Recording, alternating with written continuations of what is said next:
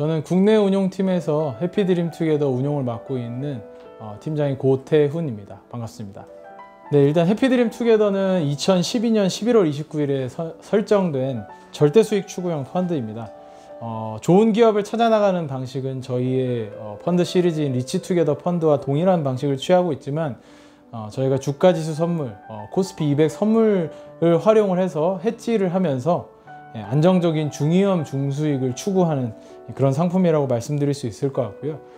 저희가 평균 이상의 기업을 통해서 포트폴리오를 구축해 놓으면 그에 해당하는 금액만큼 코스피 200 지수 선물을 매도해서 어떤 저희가 선정한 평균 이상의 기업이 잘하는 만큼의 수익을 가져오는 헤지펀드이자 롱숏펀드라고 말씀드릴 수 있습니다. 투자 지역은 국내이고요. 국내 주식이랑 주가지수 선물에 투자하고 있는 상품입니다. 저희 리치투게더 시리즈와는 조금 다르게 해피드림투게더 같은 경우에는 글로벌 금융위기 이후의 환경에 대해서 고민하다가 저희가 펀드를 기획하게 되었습니다. 일단 2008년 이후에 전 세계적으로 보시면 금리가 계속적으로 낮아져 왔습니다. 사실 이거의 금리의 반전이 일어날 것으로 생각했는데 코로나 사태가 터지면서 금리는 더 하향되게 되었고요. 이런 거의 제로 금리의 상황이 좀 더 장기적으로 갈 것으로 보여지고 있습니다. 근데 저희가 펀드를 기획했던 2012년에도 사실 매우 낮은 금리로 인해서 투자자분들이 예금 자산에 그 자금을 투입하는 것에 대해서 굉장히 좀 부정적인 상황이었습니다. 왜냐하면 이런 예금 자산에서 물가 상승률도 담보하지 못하는 그런 낮은 수익률을 제공하기 때문에 그런 측면에서 저희가 주식을 통해서 그럼 좀 안정적으로 금리 이상의 수익을 낼 수 있는 그런 펀드를 투자자 여러분들에게 제공할 수 있다면 얼마나 좋을까라는 관점에서 저희가 해피드림투게더 펀드가 탄생하게 되었습니다. 펀드의 운용 철학 측면에서는 코리아 리치투게더와 동일하기 때문에 코리아 리치투게더 영상을 보신 분들은 잘 이해를 하실 것 같은데요. 저희가 동일하게 투자 전략을 가지고 있습니다. 미래 기업 환경에 적응 가능한 비즈니스 모델이 강건한 시장에서 검증된 1등 기업에 투자하는 것이고요. 이런 해당하는 포트폴리오로 펀드를 구성을 해놓고 그 금액만큼을 주가지수 선물 매도를 통해서 해지해 나가는 그런 중위험 중수익 펀드이고요. 좀 저희는 해피드림투게더와 코리아 리치투게더의 차이는 해피드림투게더는 각 종목별로 투자하는 비중에 대해서 좀 더 위험 관리를 강화했다라고 설명드릴 수 있을 것 같습니다. 저희 리치투게더 시리즈의 영상을 통해서도 접하셨을 수 있겠지만 에셋플러스가 기업을 선정하는 방식은 해피드림투게더에서 동일하게 작용을 합니다. 저희는 소비자 지갑에 집중하는 운용 철학을 가지고 있다는 걸 다시 한번 좀 강조드릴 수 있을 것 같고요. 이 소비자 지갑이라는 것은 여러분 개개인의 개인 자산 혹은 개인의 지출을 보시면 사실 굉장히 명확하게 드러날 것입니다. 과거에 이런 쪽에 소비를 안 했는데 점점 나의 소비에서 굉장히 중요한 부분으로 작용하고 있는 것들, 이런 것들에 주목한다라고 좀 볼 수 있을 것 같고요. 좀 단적인 예시로 최근에 떠오르고 있는 좀 구독 경제에 대해서 말씀드릴 수 있을 것 같습니다. 과거에 우리는 어떤 콘텐츠를 소비할 때 구독형, 지금 뭐 넷플릭스나 이런 기업들과 같은 서비스에 가입을 해서 하는 것에 익숙치 않았습니다. 그렇기 때문에 저희 소비자 지갑에서 그런 구독형 콘텐츠 서비스가 차지하는 비중은 굉장히 낮았는데요. 점점 이런 구독형 콘텐츠 서비스들이 많아지면서 소비자의 지갑이 이쪽으로 향하게 되었고요. 구독형 콘텐츠 서비스 산업 자체가 월별로 일정한 금액을 받아가기 때문에 굉장히 안정적인 비즈니스 모델을 갖고 있습니다. 이런 소비자 지갑의 변화에서 착안을 하여서 이런 기업에 주목하는 것, 이런 방식이 저희가 기업을 선정하는 운용 철학이라고 할 수 있을 것 같습니다. 저희 리치투게더 시리즈와는 다르게 해피드림투게더 펀드는 해지펀드이고 롱숏펀드이기 때문에 사실 고객 여러분들이 이해하시려면 좀 이 설명을 잘 들으셔야 될 것 같습니다. 기본적으로 저희는 1등 기업을 선정한 아까 운용 철학과 저희의 기업 선정 방식을 통해서 선정한 기업으로 포트폴리오를 구축하게 됩니다. 그 해당하는 금액만큼을 코스피 200 주가지수 선물을 통해서 매도해 놓기 때문에 이 1등 기업들이 주가지수 선물보다 잘하는 부분만을 취하는 펀드라고 설명을 드릴 수 있을 것 같은데요. 그러면 이 해피드림투게더는 어디서 수익을 취하는 것이냐? 이 전체적인 평균의 값이 올라가는 것을 취하는 것이 아니고요. 평균의 값에서 평균의 값을 이루고 있는 그 수많은 사람들 중에서 평균보다 위에 있는 사람에 주목하는 것이죠. 저희가 생각하는 운용 철학에 따라서 비즈니스 모델이 강건한 기업들을 고르다 보면 아무래도 평균 이상의 기업을 고를 확률이 굉장히 높아지기 때문에 이 격차가 벌어지게 됩니다. 평균 이상의 기업으로 만들어진 저희의 포트폴리오와 평균이 만들어낸 격차만큼을 취하게 되는 것이고요.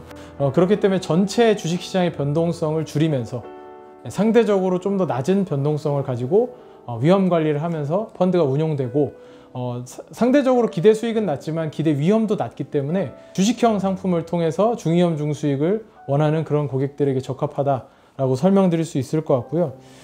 사실 평균을 이끌어갈 수 있는 1등에게만 항상 투자하는 것이 가능한 것은 아닙니다. 하지만 저희가 추구하는 이 장기적인 방향성을 비즈니스 모델을 통해서 봤을 때는 장기적으로는 항상 평균보다 평균을 상회하는 결과를 만들어내기 때문에 이 펀드는 아무래도 장기적으로 투자하는 것이 더 중요하게 여겨지고 있고요. 그러한 지표들을 저희가 관리하고 있다라고 설명드릴 수 있을 것 같습니다. 지금 해피드림 투게더 펀드의 전략을 수익 구조를 조금 더 쉽게 한번 예시를 들어서 설명을 드리겠습니다. 지수 편입 비중이 5%인 종목을 저희가 굉장히 좋게 생각을 해서 10%를 샀을 경우를 한번 생각해 보겠습니다. 그 특정한 지수 종목은 10%를 상승하고 평균 지수인 지수가 5%를 상승하면 저희는 10%에 대해서 10% 투자를 해놨기 때문에 1%를 가지게 되고요. 5%에 대해서 5%를 투자해놨기 때문에 마이너스 0.25가 돼서 결국 0.75%를 상승하게 됩니다. 그러니까 이 얘기는 결국 저희가 투자해놓은 기업이 지수 비중보다 얼마나 높은지가 더 중요한 것, 이것을 저희는 액티브 벳이라고 얘기하는데요. 액티브하게 얼마나 베팅을 해놨는지가 훨씬 더 중요합니다. 하락의 예시로 좀 설명을 드리면 왜 중위험 중수익인지 좀 이해가 가실 거고, 왜 절대 수익 추구형인지도 이해가 가실 텐데요. 종목이 5% 하락하는데 지수는 10% 하락했다고 예를 들어 보겠습니다. 근데 이런 종목을 저희는 10% 편입해 놨기 때문에 마이너스 5% 곱하기 10%를 했을 때 마이너스 0.5%가 되겠죠. 근데 지수가 10% 하락하는 그것에 대해서 저희가 5%를 취할 수 있기 때문에 그렇게 되면 0% 하락한 것으로 두 개가 상계돼서 손실이 없는 것으로 나타나게 됩니다. 그렇기 때문에 지수가 굉장히 하락하는 구간에서도 펀드의 하락은 제한적으로 나타날 수 있다. 저희가 펀드의 하락이 나타날 때는 저희가 골라놓은 평균 이상이라고 생각하는 기업들이 지수보다 못한 성장을 보여줄 때만 마이너스 수익이 나올 수 있다라고 설명드릴 수 있을 것 같습니다. 예, 아까 말씀드린 것처럼 해피드림 투게더 펀드는 지수 평균 이상의 기업을 선정하고 장기적으로 가는 것이 중요합니다. 장기적으로 봤을 때는 이 1등인 기업들이 살아남아서 만들어내는 이익의 규모가 훨씬 더 크기 때문에 결국 아까 말씀드린 전제가 필요합니다. 장기적으로 투자한다는 그 부분이 굉장히 중요한데요. 그렇기 때문에 저희는 코리아 리치 투게더와 마찬가지로 연간 펀드 회전율을 일정 수준에서 관리를 하면서 상대적으로 회전율을 좀 낮게 가져가고 있다 라고 설명을 드릴 수 있을 것 같고요.